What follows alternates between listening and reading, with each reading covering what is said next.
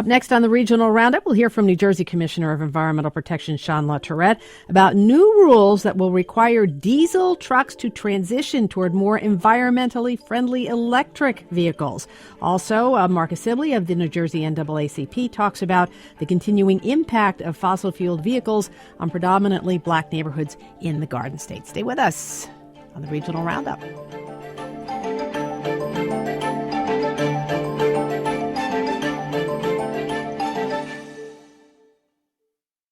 You're listening to the Regional Roundup on WHYY in Philadelphia. I'm Mary Cummings Jordan.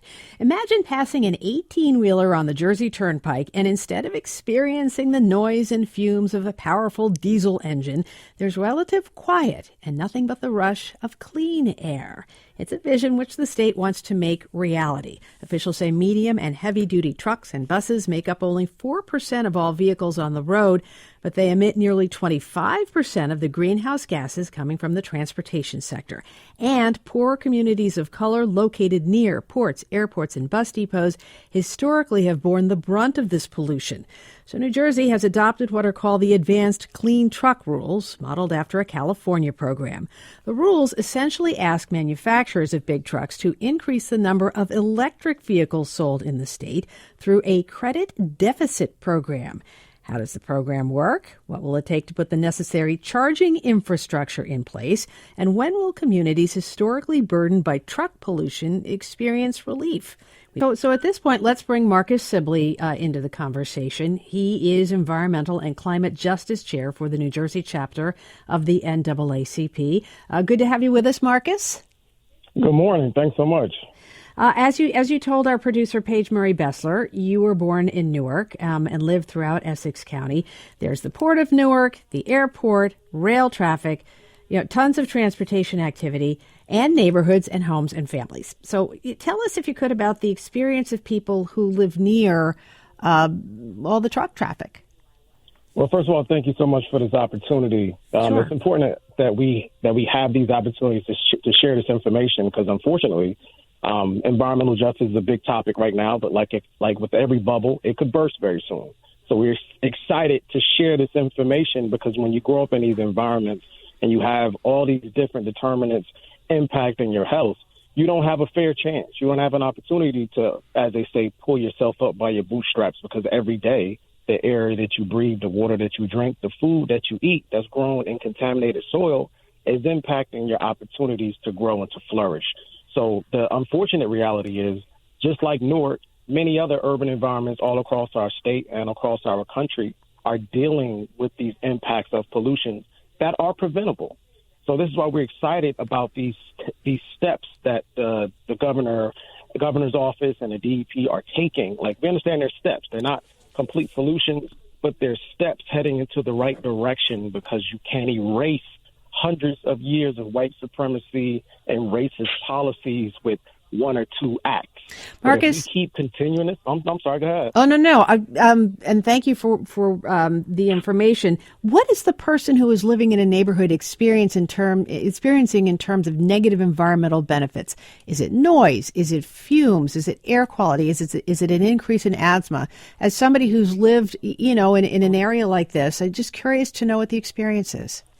Well, unfortunately, it's all of the above. It's noise, it's asthma, it's cancer, it's all types of respiratory issues that have now contributed to COVID-19 deaths. It is a culmination of everything that is coming out, that is being emitted from these facilities, that is coming from traffic pollution, it's noise pollution.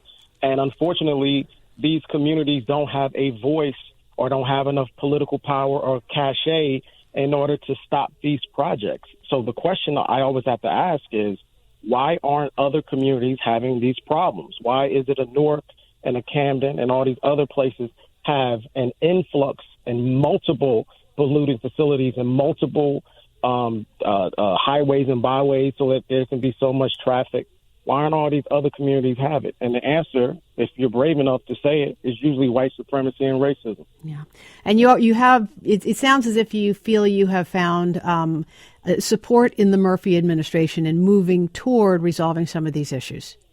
Oh, absolutely. We're absolutely honored to work with Commissioner LaTourette and the governor's office The reality is you can't always get what you want, but you have to maintain great relationships so you can advocate for the things that you need. And we've been able to have a great relationship with the governor's office as well as Commissioner LaTourette and all the other DEP staff.